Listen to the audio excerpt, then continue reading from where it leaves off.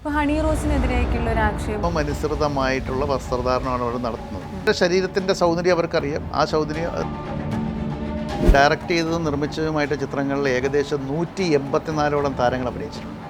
എനിക്ക് ഈ സിനിമയുടെ പളവളപ്പിൽ ഇപ്പോഴും വിശ്വാസമില്ല. ഞാൻ ഇന്ന് വരെ അവസരങ്ങൾ തേടിപ്പോയിട്ടുണ്ട്. മധുര ബസ് വെച്ച് ഞാൻ ചെയ്ത എല്ലാ പടത്തിലും തിലഞ്ചേട്ടൻ ബെസ്റ്റ് ഓഫ് ലക്കിൽ ഉണ്ടായിരുന്നു. ഞാൻ പ്രൊഫസറിൻ്റെ അച്ഛനെ തിലഞ്ചേട്ടനെയാണ് വെച്ച് ഒറ്റ സീനേ ഉള്ളൂ. ഞാനുമായിട്ടൊരു പിതൃതുല്യമായ സ്നേഹം, ഭയങ്കര അടുപ്പമായിരുന്നു എൻ്റെ അടുത്ത്. ഇപ്പോൾ തിലഞ്ചേട്ടൻ്റെ സ്വന്തം ആളുകൾ എന്ന് പറഞ്ഞ ഒരുപാട് പേര് അന്ന് എന്നെ ഒരാൾ വിളിച്ചിട്ട് ഈ പടം ഇറക്കത്തില്ല എന്ന് പറഞ്ഞു. ഞാൻ പറഞ്ഞു എൻ്റെ പേര് നിഷാദാണെങ്കിൽ ഞാൻ ഈ പടം ഇറക്കൂടാതെ. വലിയ തലപ്പത്തിരിക്കുന്ന കക്ഷിയാണ്. കാറിൽ കയറുന്നതിന് മുമ്പ് പുള്ളി 25,000 രൂപ തിരിച്ചു തരുമോ? അപ്പം ഞാൻ പറഞ്ഞു എനിക്ക് തിലകനാന്ന് ആലോചിക്കണം, ഇതുകൊണ്ട് പോസ്റ്റർ അടിക്കാം. ഞാൻ പറഞ്ഞു ഞാൻ തിലഞ്ചേട്ടനെ വെച്ചേ ചെയ്യത്തുള്ളൂ. തമ്പ്രാക്കന്മാർ എന്നെ വരട്ടാൻ നോക്കി. വല്ല കക്ഷി എൻ്റെ അടുത്ത് വരട്ടിയിട്ട് വല്ല കാര്യം. നമസ്കാരം, സിനിമാത്തേക്കിലേക്ക് സ്വാഗതം. എം.എ. നിഷാദാണ് നമ്മളോടൊപ്പം തുടരുന്നത്. ഇപ്പോൾ നേരത്തെ പറഞ്ഞു പല സിനിമകളിലും റിവ്യൂ, മോശമായ സിനിമകളിൽ പോലും നല്ല റിവ്യൂ കൊടുക്കും, ചർച്ചകളൊക്കെ നടന്നു. റിവ്യൂവേഴ്സ് പണം വാങ്ങിയിട്ട് ഇങ്ങനെ റിവ്യൂ പറയുന്നുണ്ട്, ഡീഗ്രേഡ് ചെയ്യപ്പെടുന്നുണ്ട്. ഒരു പടത്തിന് ചിലപ്പോൾ ഡീഗ്രേഡ് ചെയ്യാം, അല്ലെങ്കിൽ ഹൈപ്പ് ചെയ്ത് കാണിക്കാം. അതിൽ വിശ്വസിക്കുന്ന അതൊരു ശരിയാണോ? അത് ശരിയാണെന്നാണ് സമീപ കാലത്ത് ഓരോ കാര്യങ്ങൾ പറയുന്നത്. എനിക്കതിന് തെളിവൊന്നുമില്ല. തെളിവില്ലാത്തൊരു കാര്യത്തെപ്പറ്റി എനിക്ക് ഉറപ്പിച്ച് പറയാൻ പറ്റത്തില്ല. പക്ഷേ സാഹചര്യ തെളിവുകൾ കൊണ്ടും ഒരുപാട് പേര് അങ്ങനെ ഒരു ആക്ഷേപം ഉന്നയിക്കുന്നുണ്ട്. അത് ആക്ഷേപമാണോ ആരോപണമാണോ സത്യമാണോ എന്നുള്ള വരും ദിവസങ്ങളിൽ നമുക്ക് തെളിയിക്കപ്പെടേണ്ടതാണ്. അത് തെളിയിക്കപ്പെടുക തന്നെ ചെയ്യും. അത് തെളിയിക്കപ്പെടേണ്ടതാണല്ലോ, വേണ്ടേ? അപ്പം അങ്ങനെ അതിനു വേണ്ടി ഞാനും പോരാടും, അത് തെളിയിക്കാൻ വേണ്ടി. നിഷാദിക്കയുടെ പടങ്ങളിൽ ഒരുപാട് ഡീഗ്രേഡ് ചെയ്ത് അന്വേഷണത്തിൻ്റെ തുടക്കമൊക്കെ താഴെ അടിക്കാൻ വേണ്ടിയിട്ട് ആൾക്കാർ നോക്കി. അതുപോലെ തന്നെ ജോജു ജോർജിൻ്റെ പടത്തിനും ഒരുപാട് ഡീഗ്രേഡ് ചെയ്യപ്പെടുന്നുണ്ട്. ഇപ്പോൾ പണിയായാലും തിയേറ്ററിലൊന്നും അങ്ങനെ വിജയിച്ചില്ല. അതിനുശേഷം OTT വന്നപ്പോഴാണ് എല്ലാവരും നല്ല അഭിപ്രായങ്ങളൊക്കെ പറഞ്ഞത്. ശരിക്കും ജോജു ജോർജ് ഇതേ അഭിപ്രായങ്ങളൊക്കെ പറഞ്ഞിട്ടുണ്ട്. അതുപോലെ തന്നെ സമാനമാണോ ഇക്കയുടെ കാര്യത്തിൽ? ഓരോരുത്തരും പ്രതികരിക്കുന്നത് ഓരോ രീതി അനുസരിച്ചാണ്. ജോജു കുറച്ച് വയലൻ്റ് ആയിട്ടൊക്കെ പ്രതികരിക്കും. ഞാനങ്ങനെ പ്രതികരിക്കത്തില്ല. എനിക്ക് തീരെ മോശമെന്ന് തീരെ ബുദ്ധിമുട്ടെന്ന് തോന്നിയാൽ ഞാൻ നിയമപരമായിട്ട് നേരിടും.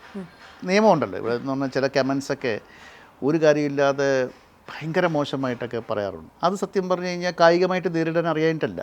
പക്ഷേ അതല്ലല്ലോ നമ്മുടെ രീതി. നമുക്കിവിടെ നിയമവ്യവസ്ഥയുണ്ടല്ലോ. അപ്പോൾ അതനുസരിച്ച് നിയമപരമായിട്ട് നേരിടുക എന്നുള്ളതാണ് എൻ്റെ രീതി. ഇപ്പം നമ്മൾ ഫോണിൽ കൂടി വിളിച്ചൊരുത്തനെ ഭീഷണിപ്പെടുത്തി അത് അവന് തെളിവാണ്. അത് പ്രത്യേകിച്ച് കാര്യമുള്ളൂ. ഇപ്പോൾ നിയമപരമായിട്ടാണ് എല്ലാം നേരിടേണ്ടത്. ശരിക്കും പറഞ്ഞാൽ നമ്മൾ ഒരാളെ വിളിച്ച് തെറി പറയുന്നത് ഒന്നും നല്ല കാര്യമായിട്ട് തെറിവിളിൻ്റെ കാര്യമില്ല. ഹണി റോസിൻ്റെ കാര്യത്തിൽ ഹണി റോസ് ഒന്നിനെക്കുറിച്ചും പ്രതികരിച്ചിട്ടില്ല. ശരിക്കും നേരെ പോയി നിയമപരമായിട്ട് നേരിടുകയാണ് ചെയ്തത്. പെട്ടെന്ന് തന്നെ നീതി കിട്ടുകയും ചെയ്തു. ബോച്ചയ്ക്കെതിരെ കേസെടുക്കുകയും ജയിലിടുകയൊക്കെ ചെയ്തു.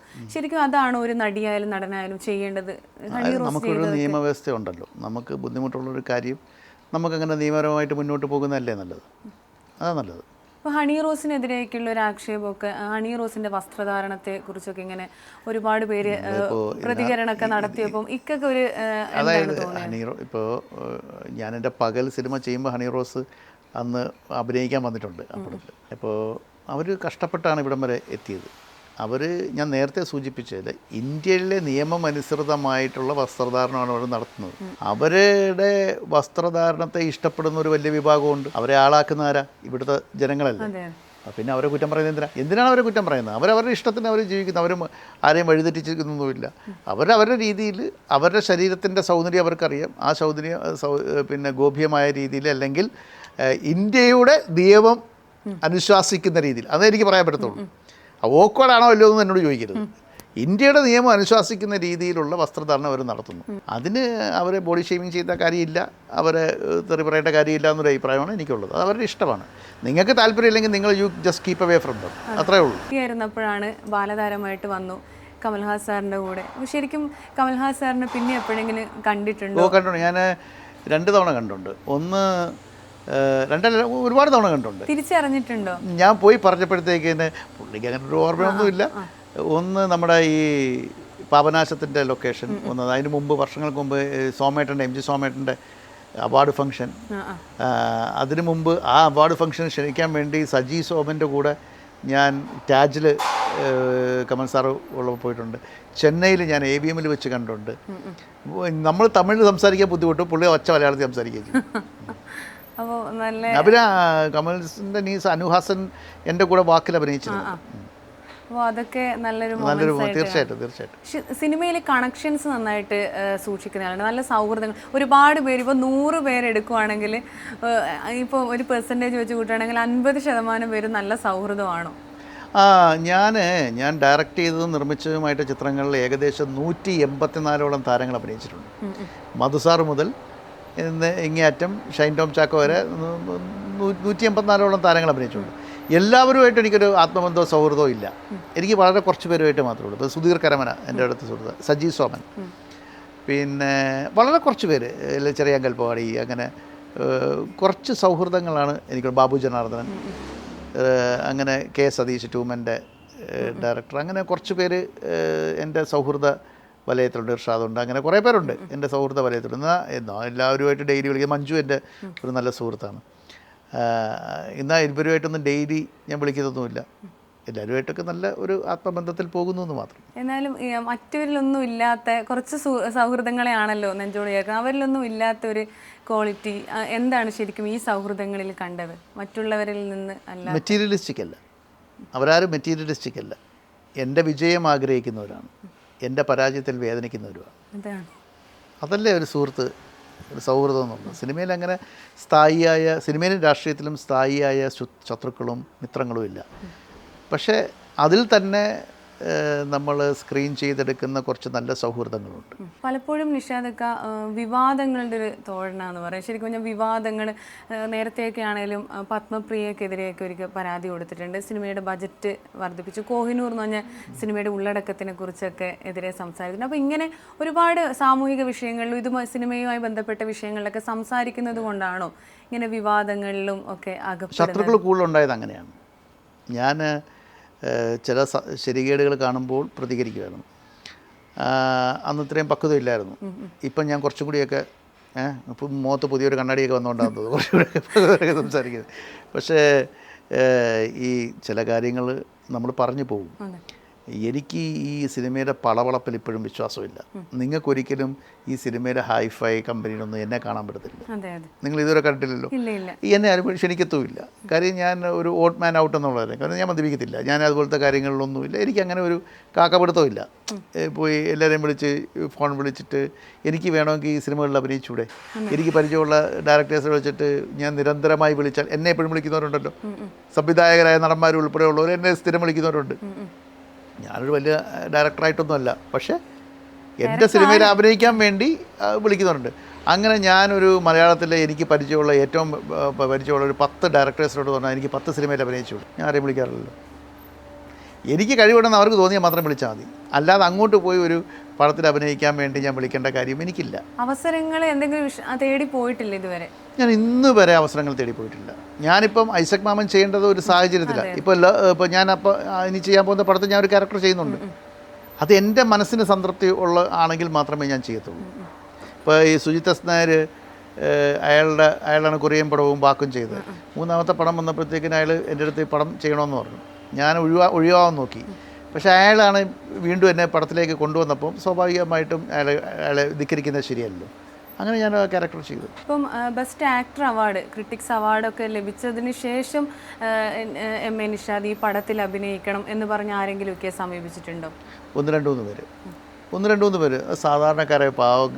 ഈ ഇപ്പോൾ രമേശ മാനത്ത് എന്ന് പറഞ്ഞ ഒരാളെ വന്നിട്ട് ചൂളം എന്ന് പറഞ്ഞ പടത്തിൽ അതൊരു ആന്തോളജിയാണ്. അപ്പോൾ അങ്ങനെയുള്ള ഈ സിനിമയെ സ്നേഹിക്കുന്ന കുറച്ച് പേര് ഇങ്ങനെ ഇപ്പം സതീഷിനാണ് എന്നെ ഏറ്റവും വിശ്വാസം. ട്യൂമൻ എന്ന് പറഞ്ഞ സിനിമയുടെ കഥ എൻ്റെ അടുത്ത് സതീഷ് പറയുമ്പോൾ ഞാൻ പറഞ്ഞു, ഇത് നമുക്ക് ബിജു മേനോനെ ഇന്ദ്രജിത്തിനെ വെച്ച് ചെയ്ത്. ബിജു മേനോൻ ഇന്ദ്രജിത്തൊന്നുമല്ല, നിഷാദും ഇർഷാദും ചെയ്യുന്നതാണെങ്കിലേ ഞാൻ ചെയ്യുന്നുള്ളൂ പറഞ്ഞു. കാര്യം അങ്ങനെ അയാൾക്കാർ വിശ്വസിച്ചു. ഇപ്പോൾ സതീഷ് ചെയ്യുന്നൊരു പടം അതിൽ തന്നെ അയാൾ വിളിച്ചിട്ടുണ്ട്, അഭിനയിക്കാൻ വിളിച്ചിട്ടുണ്ട്. അപ്പം സ്വാഭാവികമായിട്ട് അങ്ങനെ ഞാൻ ഇപ്പോൾ സിബി സാർ വന്ന് ട്യൂമൻ കണ്ട് സിബി സാറിന് ഭയങ്കരമായിട്ട് ഇഷ്ടപ്പെട്ടു. സിബി സാർ ഭയങ്കരമായിട്ട് അപ്ലോസ് ചെയ്തു. സിബി സാറിൻ്റെ അടുത്ത് ചിലപ്പോൾ വേണമെങ്കിൽ ഞാൻ പറയും, സാറേ എനിക്കൊരു വിഷമം. കമൽ സാറിൻ്റെ അടുത്ത് ഞാൻ പറയാതെ തന്നെ വിളിച്ച് അഭിനയിപ്പിച്ചു. വിക്രമാദിത്യൻ വൈറലാണെന്ന് പറഞ്ഞ സിനിമ ചെറിയ വേഷമാണ്, അപ്പോൾ ഡയറക്ടർ വേഷം. അപ്പോൾ കമൽ സാർ എന്നെ വിളിച്ചിട്ട് പറഞ്ഞ്, നിഷാദ് ഒരു ചെറിയ സീനിൽ അഭിനയിക്കുമോ എന്ന് ചോദിച്ചു. ഞാൻ ഒരു സന്തോഷത്തോടെ അഭിനയിക്കും, ഒരു ഷോട്ടിൽ അഭിനയിക്കുമല്ലോ, കാര്യം എനിക്ക് അത്ര ഇഷ്ടമുള്ള ഡയറക്ടറല്ലേ. അപ്പോൾ ഞാൻ ചോദിച്ചു എന്താണെന്ന് വെച്ച്, ഒന്നും വേണ്ട നിഷാദായിട്ട് തന്നെ അങ്ങ് അഭിനയിച്ചാൽ മതി, ഒരു ഡയറക്ടറാണ്, ഇത്തിരി മൂശേട്ടിയുള്ള ഡയറക്ടറാണെന്ന് പറഞ്ഞ്. അപ്പോൾ ഞാൻ പറഞ്ഞു എനിക്ക് ഈസിയാണ്, ഞാൻ പോയി അതിനകത്ത് അഭിനയിച്ചിട്ട് വന്നു. അങ്ങനെ വിളിക്കുന്നവരുണ്ട്. അല്ലാതെ ഞാൻ അങ്ങോട്ട് പോയിട്ട് അവസരങ്ങൾ ഞാൻ തേടി ചോദിച്ചിട്ടില്ല. ഷാജി കൈലാസോട് ഞാൻ ചോദിച്ചിട്ടില്ല, എൻ്റെ സുഹൃത്തായതുകൊണ്ട്. ഞങ്ങൾ ഒരുമിച്ച് KSFDC ഡയറക്ട് ബോർഡിൽ ഉള്ളവരാണ്. അപ്പോൾ ഷാജി എടുത്ത് ഞാൻ ഉണ്ട് കേട്ടോ, അങ്ങനെയൊക്കെ തമാശയ്ക്ക് പറയാം. ഇന്ന് പറഞ്ഞാൽ അവർ വിളിച്ചില്ലെന്ന് പറഞ്ഞാൽ എനിക്കൊരു വിരോധമില്ല. അങ്ങനെ എന്താ പറയുക, ആരും വിളിച്ചിട്ടില്ലെങ്കിൽ നെക്സ്റ്റ് എന്ന് പറഞ്ഞ് മുന്നോട്ടെന്ന് മാത്രം ഇല്ല. അനുരാജ് മനോഹറിൻ്റെ അടുത്ത് ഇപ്പോൾ സോഹൻ നമുക്ക് പറഞ്ഞ പോലെ സോഹൻ്റെ പടത്തിൽ ഞാൻ അഭിനയിച്ചല്ലോ. അനുരാജ് മനോഹറിൻ്റെ അടുത്ത് ഇഷ്കൊക്കെ ചെയ്ത അവനെ കണ്ടപ്പോൾ ഞാൻ ചോദിച്ചു, നീ എപ്പോഴാണ് എന്നെ അഭിനയിപ്പിക്കാൻ പറയും, ഞാൻ ഗംഭീര ആക്ടറാടാ എന്നൊക്കെ അവരുടെ അടുത്ത് തമാശയ്ക്ക് പറയും. എനിക്കങ്ങനെ ഈ ന്യൂജനിൽ കുറച്ച് പയ്യന്മാരുമായിട്ട് നല്ല അടുപ്പമുണ്ട് എന്ന് പറഞ്ഞാൽ തമാശയൊക്കെ പറയാമെന്നുള്ള. അവരെയൊക്കെ കാണുമ്പോൾ ചുമ്മാ തമാശയ്ക്ക് പറയുന്നില്ല, ഞാൻ പിന്നെ അങ്ങ് മറന്നും പോകും. പിന്നെ അവർ പടം തുടങ്ങി അവർ റിലീസ് ആകുമ്പോഴേ അറിയുന്നു അവരെ പടം തുടങ്ങിയോ എന്നുള്ളത്. അങ്ങനെ ഒന്നും എന്നെ മതിച്ചിട്ടില്ല. എൻ്റെ മനസ്സിനെ അങ്ങനെ ഈ നടനാവണം, കുറേ കാശ് ഉണ്ടാക്കണം, അല്ലെങ്കിൽ ആവണം, റേഞ്ച് റോവർ എടുക്കണം, EMI അടച്ച് ഒരു പരുവാവണം എന്നൊന്നും താല്പര്യമില്ല.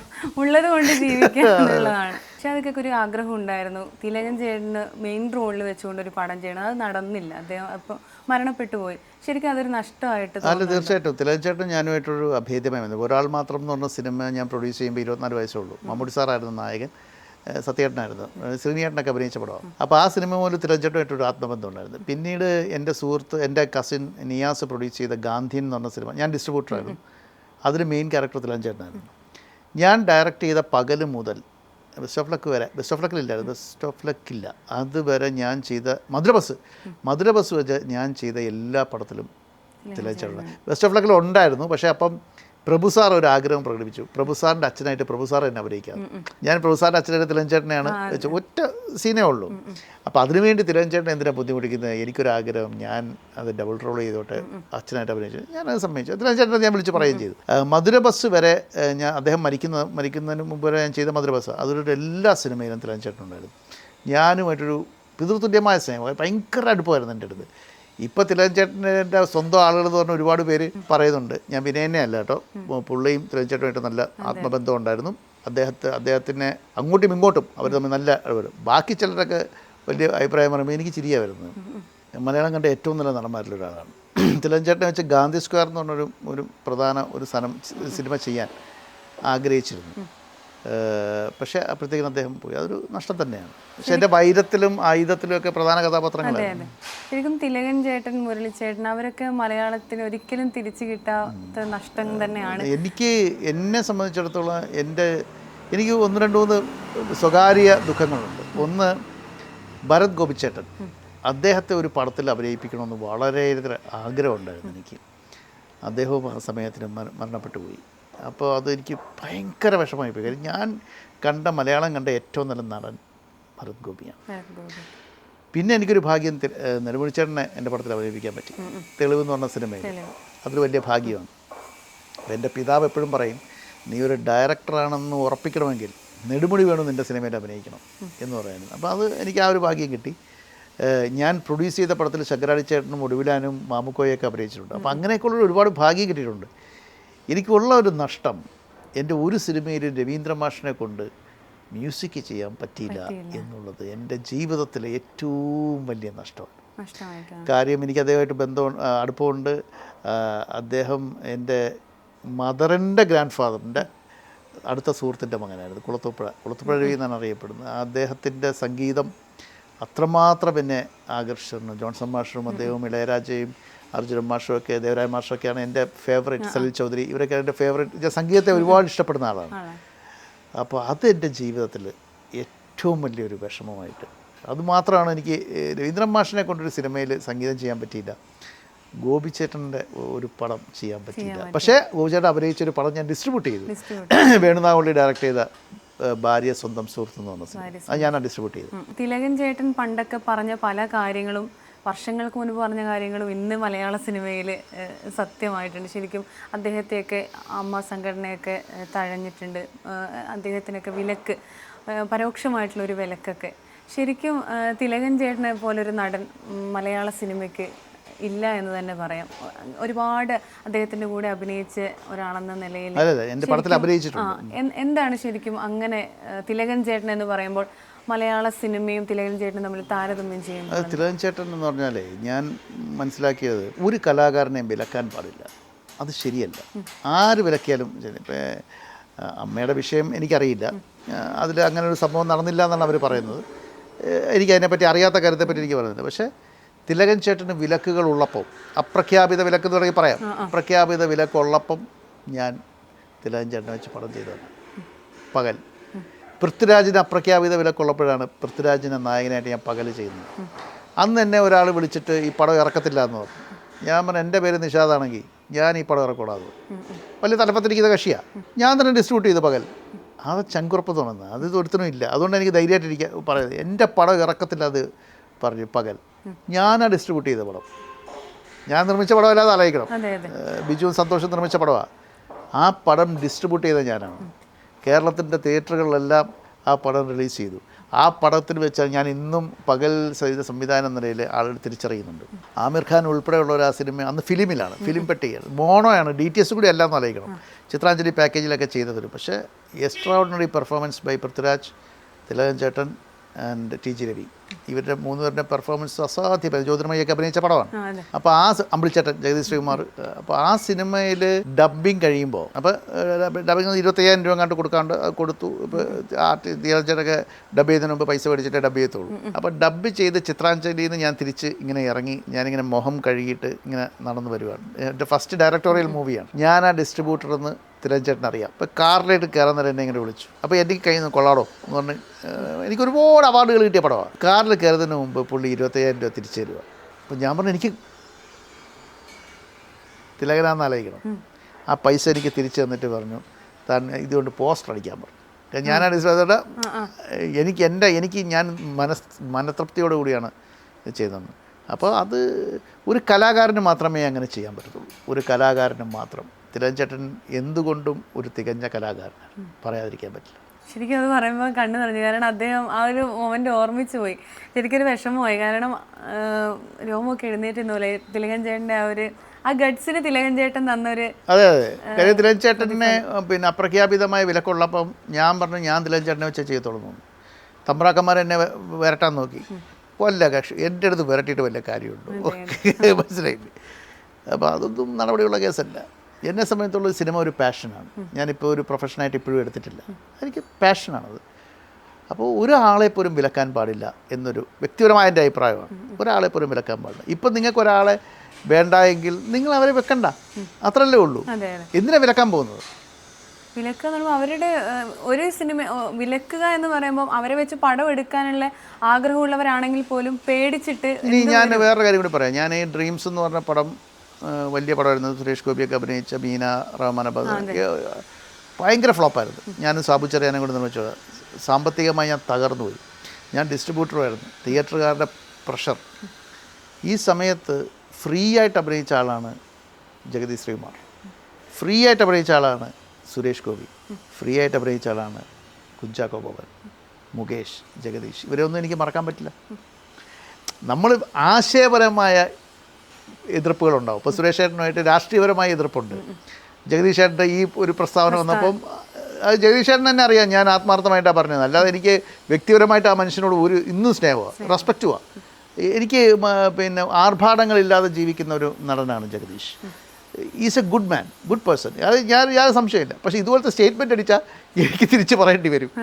അതിലൊരു മുകേഷ് ചേട്ടന് എനിക്ക് ചെറുപ്പം പോലെ അറിയാവുന്നതാണ്.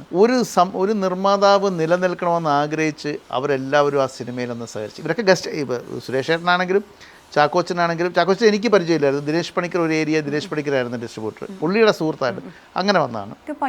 പൈസ വാങ്ങാതെ ആ കാലം ഉണ്ടായിരുന്നു. പക്ഷെ ആ പടം ഓടുകയും ചെയ്തു. ഞാൻ ആ തില്ലാനത്തിലാണ് ഓടിയ ശേഷം ഞാൻ പോയി അമ്പിളിച്ചേട്ടന് പൈസ കൊടുത്തിട്ട് മേടിച്ചില്ല, ജഗദീഷ് ശ്രീകുമാർ. അപ്പം സ്വാഭാവികമായിട്ട് അങ്ങനെയൊക്കെയുള്ള. ഇപ്പം നിഷാദൊക്കെ പറഞ്ഞു, നിഷാദക്കയുടെ ആ സിനിമയിൽ പ്രതിഫലം ഒന്നും വാങ്ങിയില്ല താരങ്ങൾ. സുരേഷ് ചേട്ടനായിക്കോട്ടെ, ജഗദീഷ് ചേട്ടനായിക്കോട്ടെ, ജഗദീഷ് ശ്രീകുമാർ ആയിക്കോട്ടെ. ഇപ്പം ശരിക്കും പറഞ്ഞാൽ പ്രതിഫലത്തിൻ്റെ പേരിലാണ് മലയാള സിനിമയിൽ അടിയും ബഹളവും. അങ്ങനെയല്ല, ഞാനങ്ങനെ പറഞ്ഞു എന്നേ ഉള്ളൂ. ശരിക്കും നടന്മാർക്ക് ഇത്രയധികം പ്രതിഫലം കൊടുക്കേണ്ടതുണ്ടോ? വേണ്ടാന്നുണ്ട് എൻ്റെ അഭിപ്രായം.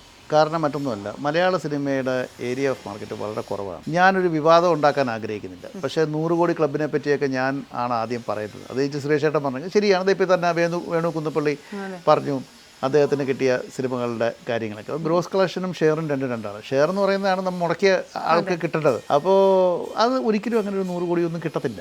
അതൊരു വസ്തുതയാണ്. ഞാൻ അതിലേക്ക് പോകുന്നില്ല. പിന്നെ നമ്മൾ മനസ്സിലാക്കേണ്ടതെന്ന് പറഞ്ഞു കഴിഞ്ഞാൽ മലയാള സിനിമയിൽ കോസ്റ്റ് കുറച്ച് പടങ്ങൾ ചെയ്തിട്ടേ കാര്യമുള്ളൂ. ചിലവ് കൂടണ്ട അല്ലെങ്കിൽ കോസ്റ്റ് കൂടണമെന്നൊരു അഭിപ്രായക്കാരനാണ് ഞാൻ. കാരണം നിർമ്മാതാവായതുകൊണ്ടും കൂടി ആണോ എന്ന് എനിക്കറിയില്ല. എങ്കിലും നമ്മളൊരു പ്രോഡക്റ്റിൽ ഇൻവെസ്റ്റ് ചെയ്യുമ്പോൾ തിരിച്ചത് കിട്ടണ്ടേ. അപ്പോൾ സ്വാഭാവികമായിട്ടും നമ്മൾ ഈ 4 നിലയിൽ നിന്ന് വീഴുന്നതിനേക്കാളും നല്ലതൊരു പടിക്കത്തുനിന്ന് വീഴുന്നതല്ലേ. അപ്പോൾ അത്രയും കോസ്റ്റ് എന്തിനാണ് കൂട്ടുന്നതെന്നുള്ളൊരു ചോദ്യം നമ്മുടെ മുന്നിലുണ്ട്. അതനുസരിച്ച് മാർക്കറ്റിൽ നിന്ന് പൈസ കിട്ടണം. അതിപ്പോൾ OTTയും സാറ്റലൈറ്റും അങ്ങനെയുള്ളതൊന്നും ഇപ്പം ഭയങ്കരമായിട്ടില്ല. അങ്ങനെ വരുമ്പോൾ നമ്മൾ കുറച്ചും കൂടി റിയാലിറ്റി അല്ലെങ്കിൽ യാഥാർത്ഥ്യ ബോധത്തോടു കൂടി കാര്യങ്ങളെ സമീപിക്കണം.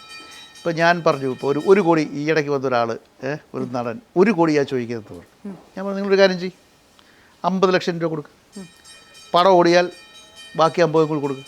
പടം ഓടിയില്ലെങ്കിൽ അയാൾ നഷ്ടം സഹിക്കണ്ട, ഈ 50 കൊണ്ട് വീട്ടിൽ വയ്ക്കോ. ന്യായമല്ലേ? നിങ്ങൾക്ക് 1 കോടി രൂപ താരമൂല്യമുണ്ട്. ഓക്കെ, നിങ്ങൾക്ക് 1 കോടി രൂപ ഉണ്ടെങ്കിൽ 3 കോടിയുടെ ബിസിനസ് നടക്കണമല്ലോ. മിനിമം 1.5 കോടിയിലെങ്കിലും വേണ്ടേ? 1 കോടി രൂപ ഒരാൾക്ക് കൊടുത്തു കഴിഞ്ഞാൽ 50 ലക്ഷം ഒരു ബാങ്ക് ഇൻട്രസ്റ്റിൻ്റെ കാശെങ്കിലും വേണ്ടേ? അപ്പോൾ അത് ഞാൻ 1 കോടിയാണ് മേടിക്കുന്നത്, എനിക്ക് ഇത്രയും ഇതുണ്ട്, എനിക്ക് ആരാധകരുണ്ട്, എനിക്ക് ഫ്ലെക്സ് ബോർഡ് കയറും, എന്നെ കാണുമ്പോൾ തിയേറ്ററിൽ കൈയടിക്കും, മാർക്കറ്റാണ്. ഓക്കെ, നമ്മൾ എതിർക്കുന്നില്ല. ആ 1 കോടി രൂപ അവിടെ തന്നെ നിൽക്കും.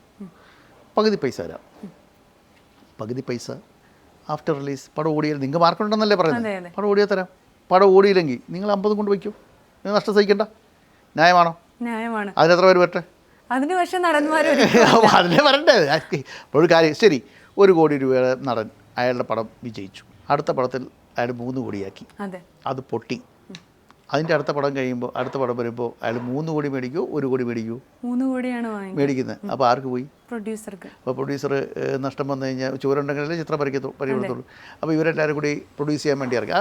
അവർക്ക് അതിനുള്ള സ്വാതന്ത്ര്യമുണ്ട്. അവർ പ്രൊഡ്യൂസ് ചെയ്യണം, അവർ ഡിസ്ട്രിബ്യൂട്ട് ചെയ്യണം എന്നൊക്കെയാണ് എൻ്റെ അഭിപ്രായം. എല്ലാ നടന്മാരും പ്രൊഡ്യൂസ് ചെയ്യണമെന്നാണ് എൻ്റെ ആഗ്രഹം. എനിക്ക് എൻ്റെ ആഗ്രഹം അപ്പോൾ അറിയാമല്ലോ എല്ലാവർക്കും എന്താണ്. പക്ഷേ ഈ OTT എന്ന് പറഞ്ഞ സാധനം ഇപ്പം സെലക്റ്റഡ് ആയിട്ടേ ഇറങ്ങുന്നുള്ളൂ. ഈ ബാനർ കമ്പനികളൊക്കെ പതുക്കെ ചുരുട്ടി അകത്തോട്ട് പോയി തുടങ്ങും.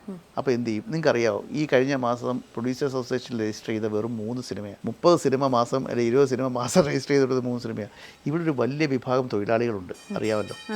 അവർ ജീവിക്കുന്നതിന് വേണ്ടിയാണ്. അതിൽ ഡ്രൈവർമാരുണ്ട്, പ്രൊഡക്ഷൻ ബോയ്സ് ഉണ്ട്, ലൈറ്റ് ബോയ്സ് ഉണ്ട്, കോസ്റ്റ്യൂമേഴ്സ് ഉണ്ട്, ആർട്ട് ഡയറക്ടർ. അപ്പോൾ എല്ലാ തരത്തിലും എല്ലാ വിഭാഗത്തിലുള്ള ആളുകൾ ഒരു സിനിമ തുടങ്ങുന്നൊരു 70 മുതൽ 100-125 വരെ ഉണ്ട്. വലിയ പടങ്ങളാണെങ്കിൽ അതിൻ്റെ കാര്യമുണ്ട്.